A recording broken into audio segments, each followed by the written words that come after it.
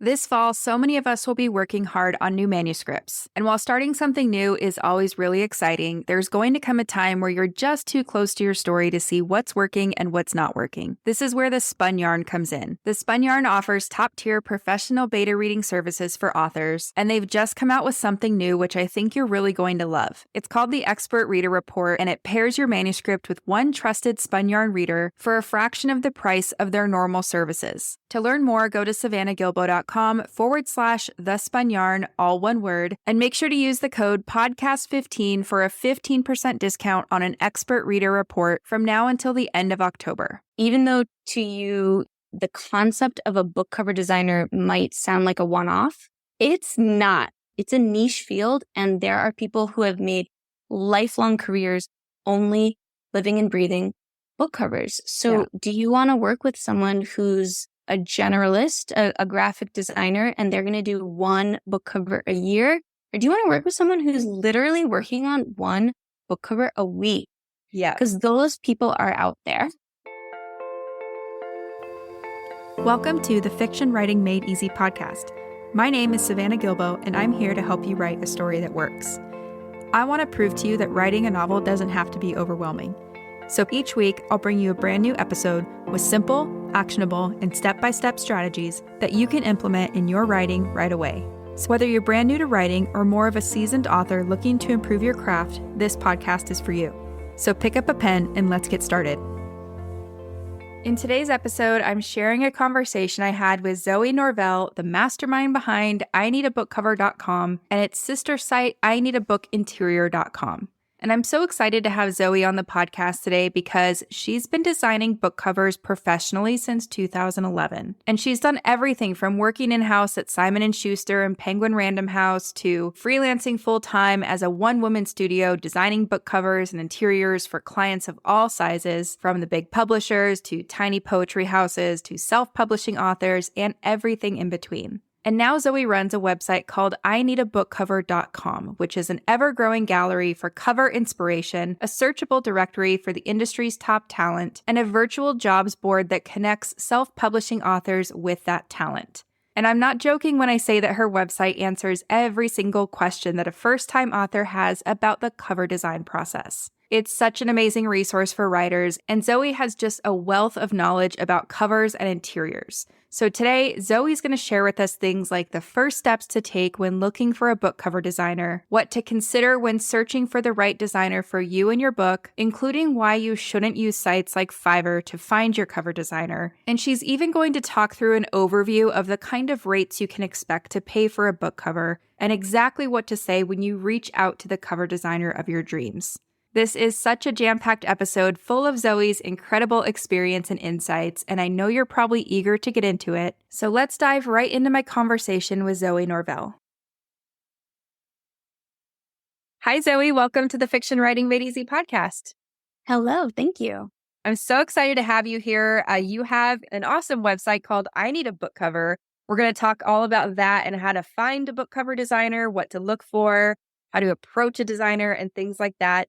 But before we dig into the details, can you let people know who you are, what you do, and things like that? For sure. So I'm Zoe, and I'm chatting with you from Washington, D.C. right now. I've been in the book publishing industry my entire professional career. I was a graphic design major from Pratt Institute, and immediately upon graduating, just threw myself into the Manhattan book publishing world. And it's all I've ever known. It's what I live and breathe. And I'm a book cover designer day to day, week to week, and I also design book interiors. And I work with clients of all sizes, big 5 publishers, medium-sized commercial publishers, small presses scattered across the country, and also the occasional self-publishing author. That's so fun. It's like surrounding yourself with books in every way possible, which I love. What made you start IneedABookCover.com? This is how I will explain it. If you're a very tidy person, have you ever gone to your friend's house and there's just like a sink full of dishes and you're like, I can't help myself. I have to tidy up these dishes. Yeah. Like that's definitely part of my personality. So if there is just a clear problem that needs to be solved that I am so well suited to solve it. I want to get that done. So for me, that's what this website was all about. I've been in the industry now for 13 years. Wow. And I was in-house for the first 5, and I've been full-time freelance working with all different kinds of clients for the next 8. So over my career of 13 years, I just found myself answering the same questions over and over again.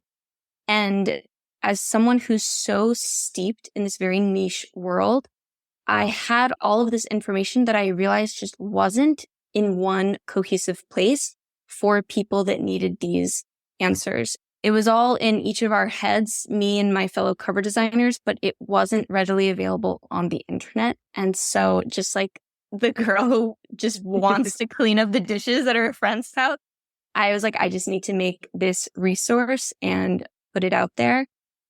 And what's been so cool and so fulfilling is how many different types of people it appeals to. It appeals to my fellow cover designers. It's been helping out art directors that are in-house at big publishers. And of course, it's super helpful to first-time authors.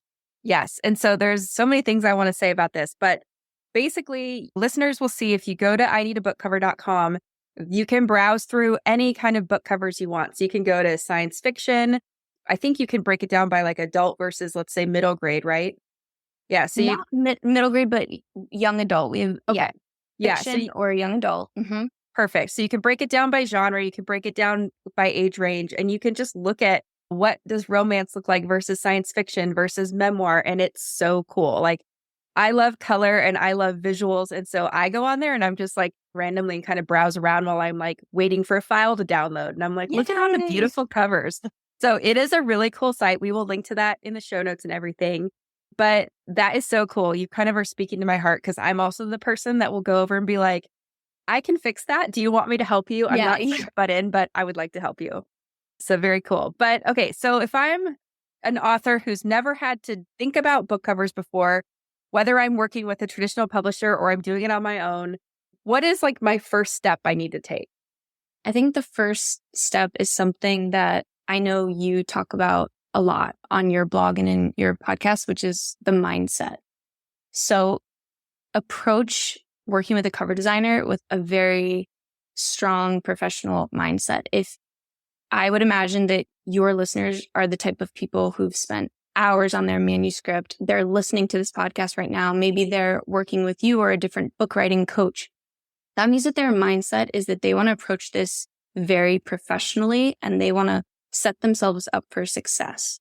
So if that's your mindset going into this, do not skimp on the book cover design aspect. Take all of that strength and power to this aspect of the process because not every person who sees your book is going to buy it or read it. Every person who sees your book is going to see your cover. Yeah. So don't spend hours and hundreds of dollars on every other aspect of this process and skimp on the book cover aspect. It's just as important. That's a really great point. Yeah, because I never thought about it that way. That literally everyone's going to see it. That's going to start a conversation of, do you want to pick it up and read more or read the first page? And some people will, some people won't, right? But everybody will read that book cover. Yeah. So one of the things we talked about offline was I love how your site is curated. So you've curated titles and book covers for certain reasons. And, we can go into that if you want to. But something I see with authors all the time is they pull up Amazon and they say like sci-fi covers or fantasy covers or how do I find a book cover designer or whatever. Right. So using the Amazon approach is not one that any of us recommend. The Amazon algorithm, when you're looking at one book and then they give you a recommended list, it is all about who's paying for that real estate and what publisher is trying to drive sales. It has nothing to do with the content. I mean, sure, it's going to be a genre specific book, but it's not about your market and it's not about the look of the cover. It's all sales and algorithm based. My best advice for anyone who's trying to find a cover designer and just trying to understand design trends and maybe come up with a cohesive look for their own cover is to go to a bookstore, because everything you're looking at there is going to be most likely it's going to be recent, right? You walk in and the first table you see is new, just released books. So that's going to tell you right there what is popular right now, not 10 years ago, but right now. And the other thing that you can get from going to a bookstore and instead of relying on Pinterest or Amazon is that one of the things that's so unique about the field of book cover design is that traditionally book publishers credit anyone who's involved in the creation of the book cover. Either if it's a hardcover, it's on the back flap, and if it's a paperback, it's on the back somewhere near the barcode. And this is just a traditional thing that publishers have been doing since, I don't know, the 50s or 60s, and it's carried on to today. So if you are in a bookstore and you see a bunch of designs that you like, you can flip it to the back and, you have your phone with you, just take a picture of that person's name and Google them later. But you can't get that when you're on Amazon, and you definitely can't get that on Pinterest either. Yeah. And the pool of options is just so huge. Like you said, you could be looking at a book on Amazon that, could have been self-published and maybe it's doing nothing. Maybe it's traditionally published and maybe it didn't really work that well, or maybe the cover specifically didn't resonate, right? Like we don't know any of that. And yeah, there's something to say too about the reaction you have walking into a bookstore and looking at that table and what stands out to you as probably a reader of your own genre. So totally agree that that's a worthwhile experience to do. Yeah. The other thing I see, so besides like going on Amazon or searching Pinterest or Google, people will go to sites like Fiverr and they will hire somebody, and sometimes it works out, but I'd say 90% of the time it doesn't. What are your thoughts on that? Yeah. So I don't know if a lot of people know this. Maybe this is common knowledge, but Fiverr gets its name because when it first launched like 10 years ago, their business model was that you could hire anyone for a gig for $5. Wow, I didn't know that. That's where it gets its name. So they've obviously expanded beyond $5, but yeah, that is 100% where it got its name. You could literally hire someone to do, anything, like wash your car for $5. Wow. It wasn't specifically like a design service website. So just keep in mind that Fiverr is an absolute budget marketplace. It's unfiltered. It's not curated. Anyone can sign up. And the same goes for 99 Designs. 99 Designs is a contest-based crowdsourcing model. So you, the client, you give your brief and post it online, and then designers do work speculatively for free, and only the winner of that contest gets paid. So just ask yourself, is anyone who's also working for Flatiron Books or FSG or Tour.com, are they going to waste their time on 99 Designs? Yeah. They're not. And there's probably instances where Fiverr or 99 Designs could work out. I don't think it's with a book cover. I could see someone using it for like a logo or something. Like if you needed like a real quick press logo, that's so different from a real in-depth book cover. Right. Or like social media graphics for your launch or whatever that is. Like those sites are great for. But yeah, going back to your point, we don't want to skimp on the quality. And we want, it's the same thing with hiring editors or any other professional that you're going to work with on your book. You do get what you pay for, right? And you talk too sometimes about the difference between a general graphic designer and a book graphic designer, book cover designer.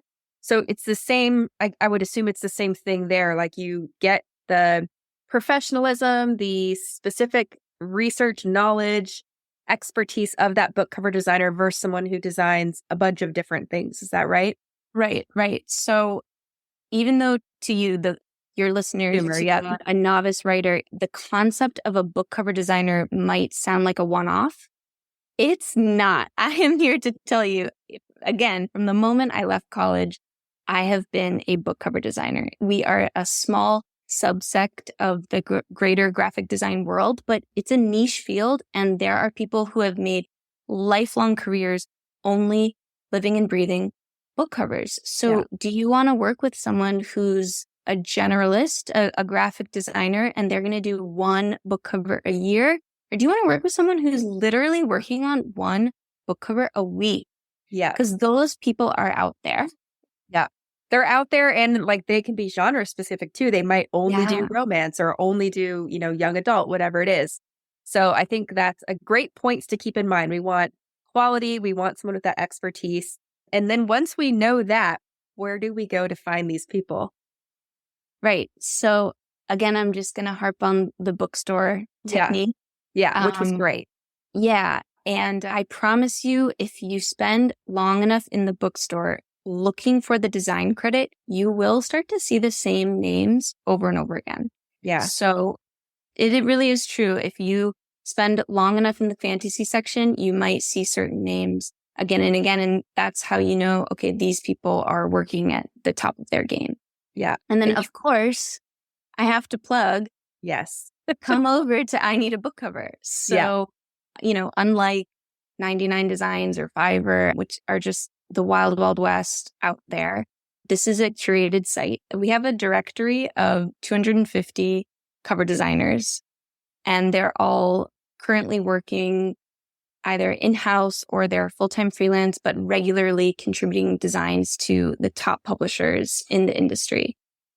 And this list of 250 names that's available on our directory tab, this list does not exist anywhere on the internet outside of ineedabookcover.com. And this goes back to the very first thing I told you about how I just knew that there was a gap out there on the internet. I knew there was a problem that needed solving, which was I could come up with 100 really talented book cover designers right off the top of my head. But there was no one place that connected everyone. Right. Because everyone has their own portfolio site, but they're all just advertising their own services. And sure, there's, everyone's working at different publishing houses, but even the publishers they might list the editors working there, but they're not listing the cover designers. And I just found it wild that we're this disjointed, but also interconnected ecosystem of designers that are all doing the same thing. And yet, unless you're truly in the industry, there was just no directory of who all these people are. Yeah. Which, is hard when you're in the industry. Imagine being a first-time author. That is super challenging, right? You're so just hard, going out into the Wild West, like you said, and hoping you find a good cover designer. Right. You have a job board. How does that work? Okay, so there's two ways to use the website to find someone. Number one is totally free, and it's a bit more time consuming. So you come to the site, you would follow the same steps that I described with the bookstore scenario. You come to the site, you look at a number of covers that appeal to you. Hopefully you're being genre specific, as we've talked about. So if you're looking at a fantasy book, you're looking at fantasy covers, and you figure out who designed those covers, because everyone's profile is tagged to each book. And then it's on you, the visitor, to go to each designer's separate portfolio site and contact them one-on-one. Find their email or, use their contact form. So in this option, we act as a matchmaker, and we are helping you filter out all the noise of all the other things that Google is going to tell you. When you go to Google and type in best book cover designers, we act as a curation system, and we hand you all of these people on a platter, but ultimately it's on you to contact them. Right. And so that part's free. Anybody can do that. Yeah. Right. That's just coming to the website and using it as much as you want. And that part is totally free, of course. The jobs board is time saving. And for this service, we charge $99. But everyone who has used the jobs board so far has had an amazing response. And it's absolutely worth the price if you want to save some time looking for the cover designer. So with the jobs board, we walk you through a step-by-step process to ask you all of these questions that are pertinent to a cover designer. And we put together all of your answers into an automatically generated creative brief, which every cover designer, no matter if I'm working with a self-publisher or if I'm working with a Big Five publisher, I need a creative brief. If you don't know how to make one, that's what the Jobs Board is. We make one for you through a series of questions. And this includes your creative vision, which is so important for the cover designer. So we know all the questions to ask, and you fill this out. And at the end, you have a creative brief. And then really the service that you're paying for is that we blast out your creative brief to our exclusive list of 500 designers. This email goes out on Tuesdays. We have like an 85% open rate. People are definitely like waiting for these emails and are responding to it. And so far, on average, our authors are getting between 20 and 40 project bids per brief. Wow. So instead of, emailing 20 people and maybe getting ghosted a little bit along the way, you are, Tuesday morning, you'll wake up and your inbox will be flooded with people who have already looked at your brief. And so if they're responding to the brief, you already know that they're available. They have time in their calendar. You already know that they work within your budget because that's going to be displayed. And you know that they're interested in your book because they've gleaned all of this from the brief. Yeah, that's amazing. And so for $99, that saves you time, mental energy, potentially wasted money if you're, having to go through all these different designers to find someone who works. Because I've seen that happen where a writer will work with one designer and they go through the whole process. And then it's like, maybe it was a designer from Fiverr or whatever. And then they have to move on to somebody else because there was just this disconnect or the quality wasn't there or whatever. So all of that saved for $99 is a pretty good deal, I think. Yeah. And the other thing is we connect you with the designer and then we step out of the way. You enjoy full autonomy working with the designer. I know just anecdotally, a lot of the authors get on the phone with the designers. There's a connection made and we step out of the way. There's no more hidden fees. We've just provided you that connection. Yeah. You're totally a matchmaker. That's what you said. And I think that's it. So that's great. We already kind of talked about like whether you're browsing your site, ineedabookcover.com, or you're going through this kind of matchmaking service. What are some things that writers can look for in a book cover designer that they want to work with? Again and again, I'm going to say, please be genre specific. So, don't fall in love with someone's cookbooks and then approach them about your fantasy book, right? I've been approached a few times for mysteries and they're just not my strong suit, but that's fine. I've passed on those potential clients to mystery specific designers that I trust, but just really take a look at someone's portfolio and make sure that you're asking them, they might have designed an amazing like Sally Rooney cover, but if that's going to have a totally different look from your thriller, right? So you just have to be like really genre specific and then pay attention to little things like whether or not someone used hand lettering in their portfolio. So if you know for sure that you want to see hand lettered typography in whatever capacity on your cover, make sure that you're reaching out to people that have examples of hand lettered typography in their portfolio and make sure that that's a conversation you're having in the very beginning, because sometimes you might confuse what you think is a hand lettered design. It might be a font, which would be great for you because that means you can just go ahead and use that person, maybe use that font again. Or sometimes people hire hand letterers. So that would be an added cost. So that's just something to keep in mind. And also, if you really want an illustration forward cover, not everyone considers themselves to be an illustrator. I certainly do not. I am a graphic designer first and foremost. I do some hand lettering. I don't do illustration. So anything that's illustrated or painted in my portfolio, that all came from stock websites. But there are other designers out there who are illustrators / book cover designers. I'm thinking of Michaela Alcano. She's in the UK. She's done a ton of fully illustrated fantasy covers. Jim Tierney just did the rebrand for House of Castle, the Glass, the Sarah J. Maas. Oh, the Throne of Glass. Yeah. Throne of Glass. Yeah. So Jim Tierney just did the complete rebrand for all of those. They're beautiful. Vianne Nguyen, she is an illustrator and a designer. So yeah, just make sure if you want an illustrated cover that you're reaching out to someone who does illustrations. Otherwise, if you reach out to someone like me who relies on the stock imagery, you could still get a super bespoke cover, but there might be limitations to the number of tweaks I can make to something because I'm not creating it myself. Yeah, and it could just cause frustration or, problems with communication down the road. I've seen that happen too, where, and I have kind of a weird background. I used to work in the surf industry with clothing designers. So some of the writers I work with, they're like, I don't know how to talk to my designer.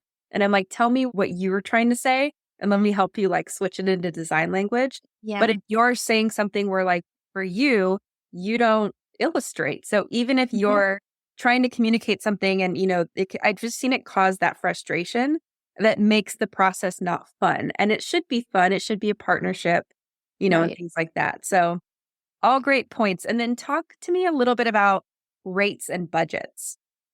Yeah, it's something that's not, it would be great if there was just a cut and dry menu that we could all refer to, right? I don't know what it's like in editing or book coaching. There's probably a range, right? But there is certainly a range with cover design. And even I myself, I accept a wide range because I offer a lower rate to small poetry presses, in smaller cities across the country. I offer them a lower rate because I like working with them and I like doing poetry books. I'm going to accept a much higher rate from someone like Simon & Schuster. So there is a range, and the trick here is to try to find someone who matches up with you. I have a few articles on the I Need a Book Cover website where I basically try to tell the readers what they're up against. So if you fall in love with Riverhead designers' work and you absolutely want to work with them, you have to be competitive with what they're being offered. They're busy, right? They're at Riverhead. Maybe they're only accepting very few freelance projects on nights and weekends. There's a chance you could work with them, but you have to be willing to compete with the rates that they're getting from other Big Five publishers. So if you can play at that level, I have an article online where I explain those big publishers are spending between $2,000 to $3,000 per cover design. And if it's a fully illustrated cover, it's more. It's way more than three. Because that takes time, all of it takes experience and time, but illustrations are probably a lot more labor intensive. But so just to reiterate, because some people probably had a little bit of sticker shock at 2,000 to 3,000. Yeah. You're saying those are for kind of bigger, Big Five, people that work with Big Five publishers. Yes. So my point there is that let's say you wrote a business book and you absolutely want to work with the same guy that did a Michael Lewis book cover. Yeah. That is possible. The guy who does Michael Lewis's book covers, that he's on my site. But if you offer him, half of what he's already getting offered by the Big Five publishers, that offer is not going to really be as competitive or as it's not really worth his time. Yeah, because he's running a business. Many other offers. Right. Yeah, just like all the other cover designers are. So that's really important to know. And then would you say that, because I like what you just said about sometimes you'll offer lower rates with exceptions. Would you say that pricing is heavily based on experience, or is it, I'm sure it can be based on so many things actually, right? Like how many clients does this book cover designer want? Do they want a little bit? Do they want more? What kind of work are they doing? Is it really just kind of all over the place? It can be all over the place. It really can be. So I have a lot of all type covers in my personal portfolio, and the typography is all over the place. It's custom, it's super illustrated, it's hand done. I don't mean just like Helvetica covers the page, that it's a type forward book that I might budget, charge someone a bit higher for something like that, as opposed to someone who wrote a memoir and they know that they absolutely want to use a photo of, from their childhood of them with their mom. And my job is to make that childhood photo interesting. Mm-hmm. That's going to be a different fee than show me 8 different super heavily involved typographical approaches, Yeah.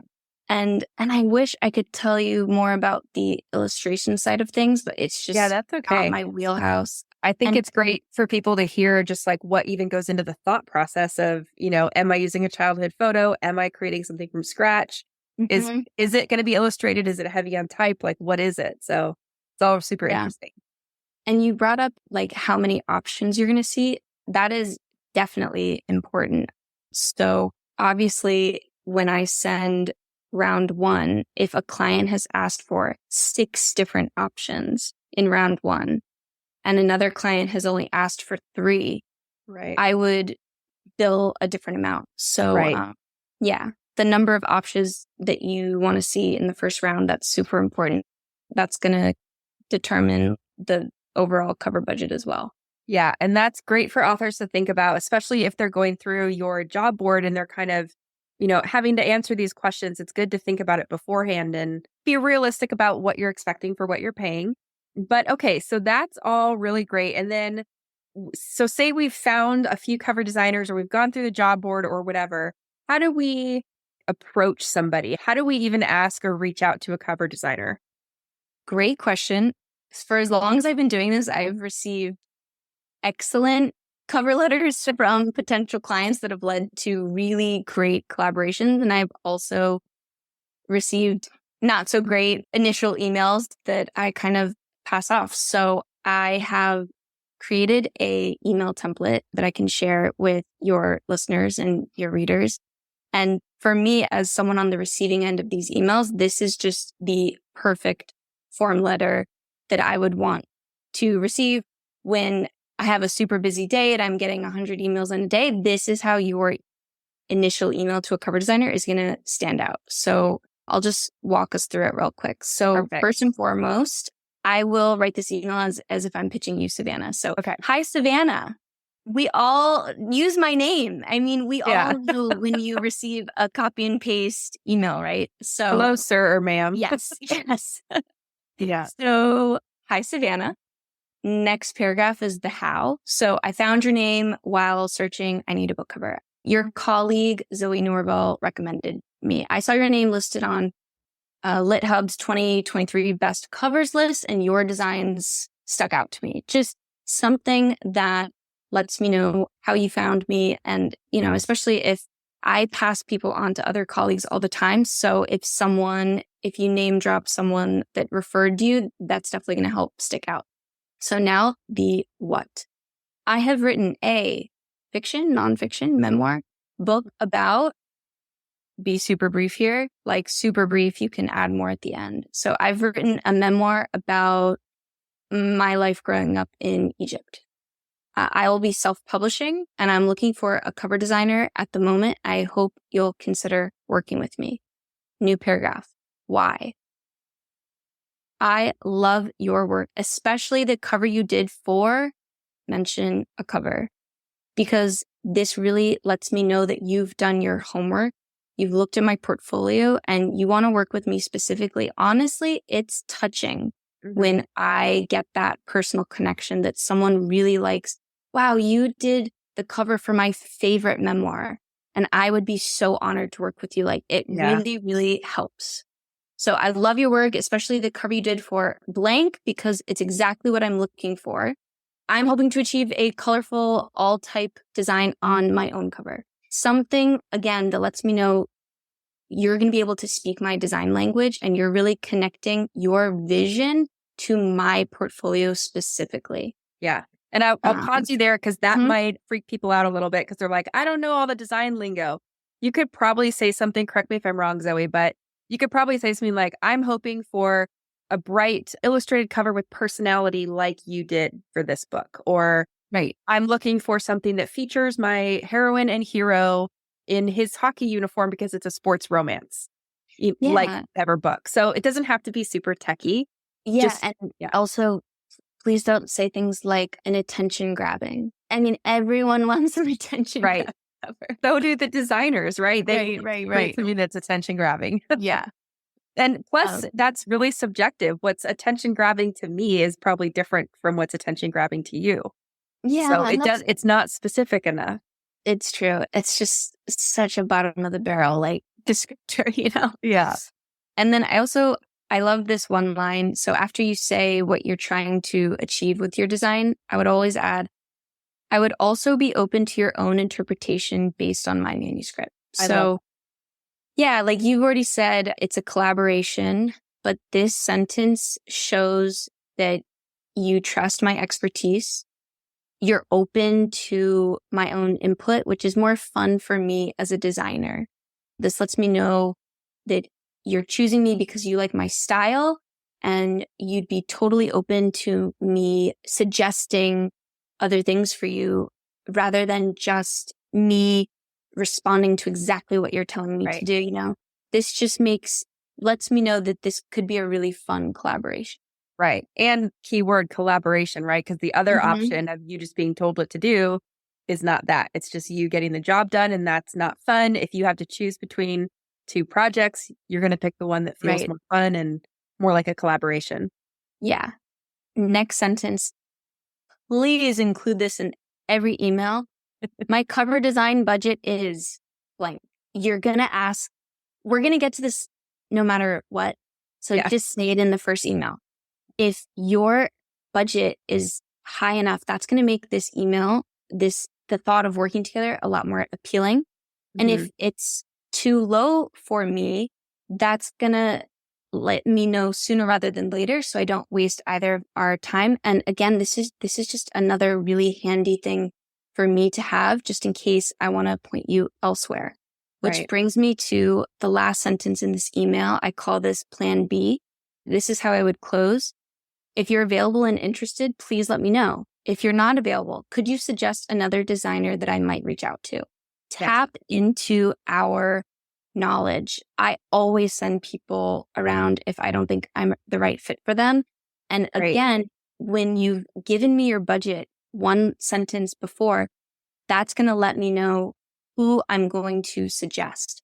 If it's super high, I'm going to suggest The World Is My Oyster. I'll suggest anybody. But if it's a bit lower, I will suggest names of designers who are junior designers in-house somewhere, whose, their nights and weekends are a bit more open. Maybe they're still working on their freelance career. That's the kind of thing that we know because we are in the industry, but other people would have no way of knowing that. Right. So that's why having the budget is handy. And then Plan B, could you suggest another designer I might reach out to? And then to close, more information about my book is below. Hope to hear from you. Thanks. You give your name. And then at the bottom, after your email signature, that's where you can add a really long email, book summary about your book. To put that too far up ahead will just cloud my vision and I lose all of the key points that you're trying to get across. So I always just put that closer to the bottom, I would say. Yeah. That is an excellent email. And we're going to link to the template so you listeners can get your hands on that. And I so appreciate you putting that together for us, Zoe. 2 questions on that. So if I'm a writer, because this is a question I've been asked and I'm like, I don't know the right answer. If I'm a writer and I'm writing something like this letter that you've suggested or this email, and I say, my budget is around $800, but I also don't know if that's appropriate but I'm also flexible. Can you write something like that? Or is that a red flag? No, I would write that. The important thing is to just be honest from the very beginning. Like talking about money is tough. You don't know what the budget is. You don't want to be like, you don't want to offend someone by saying something so low. Not that I've ever been offended by these things because it really is such a dance. Yeah. And if you say, my budget is $800, I'm not sure if you work in that range, but I really like your work, let me know. I might respond and say, well, my minimum is $1,000, Savannah. If you can meet me there, that would be great. And for $1,000, I will offer you 3 unique designs per round. But I would prefer to charge, $1,500. And for that, I would give you 5 options per round. And we can kind of meet in the middle. Yeah, that's good to know because it's not, I have a feeling, there's people out there that are going to Google and they're going to get 10 million responses of what should a book cover cost. And, a lot of it is be realistic with your budget, do the research. I think that's great. And then also be open to have the conversation because I think, like you're saying, things can be a lot more flexible or, it doesn't have to be as hard as maybe we think it does. And then the second thing I want to say about that awesome email is that it reminds me of when people pitch my podcast and to me, there's like an easy pile, an easy yes pile and an easy no pile. And when people are writing to you about your book covers, this email template is basically making it either an easy yes or an easy, I know what to do next with this email.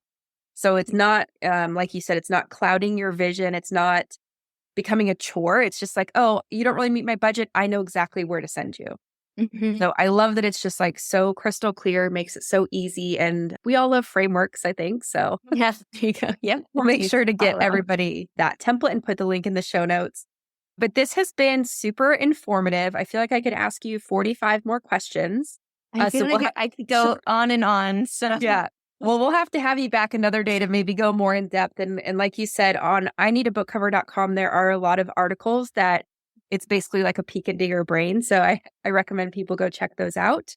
But any like last parting words of wisdom or advice for people who are nervous or apprehensive about working with a cover designer? I guess, there's just so many aspects to this. And again, about like the sticker shock with the pricing, everything I'm saying here is my experience. And this is the website is my way of saying, if you have your heart set on a certain level of design, it is attainable, even if you're self-publishing.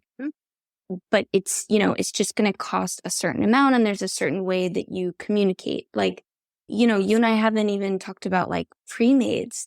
There's all these websites out there that offer pre-mades. I can't speak to those because that's so goes against everything that me and my colleagues do. Yeah. But yeah, there's pre-mades out there that cost $200. And if you find a pre-made that you love, great. Who am I to say that that's not a good plan for your book? Right. But, last parting words is just that there's trend setters in every industry, and then there's trend followers.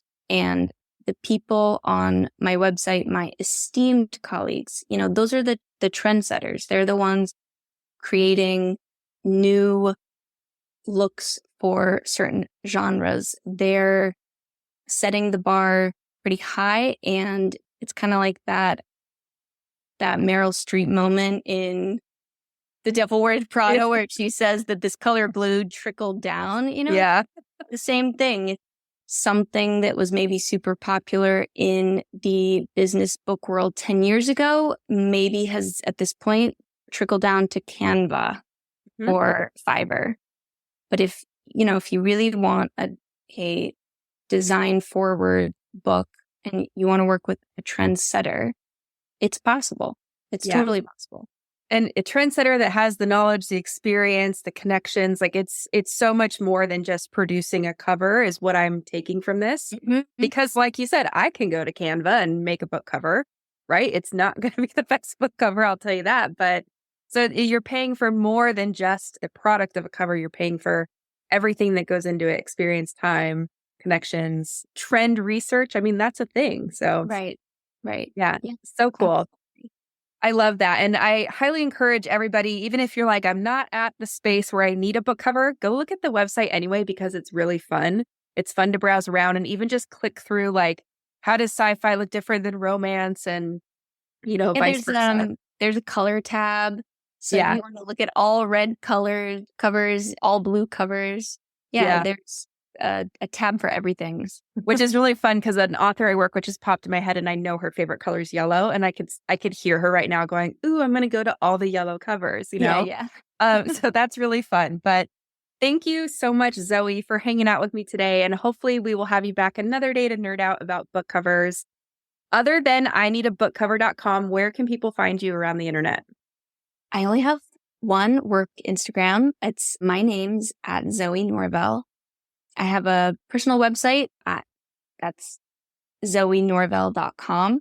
And then, like I did mention, besides book cover design, I also design book interiors. And you can learn about my book interior services at ineedabookinterior.com. Oh, love it. I love those links. Those are pretty cool. I need a book cover and I need a book interior. Okay, so we will link to all that in the show notes. And thank you so much for being here. Thank you, Savannah. So that's it for today's episode. As always, thank you so much for tuning in and for showing your support. If you want to check out any of the links I mentioned in this episode, you can find them in the show notes listed in the description of each episode inside your podcast player or at savannahgilbo.com/podcast. If you're an Apple user, I'd really appreciate it if you took a few seconds to leave a rating and a review. Your ratings and reviews tell Apple that this is a podcast that's worth listening to. And in turn, your reviews will help this podcast get in front of more fiction writers just like you. And while you're there, go ahead and hit that follow button because there's going to be another brand new episode next week full of actionable tips, tools, and strategies to help you become a better writer. So I'll see you next week, and until then, happy writing.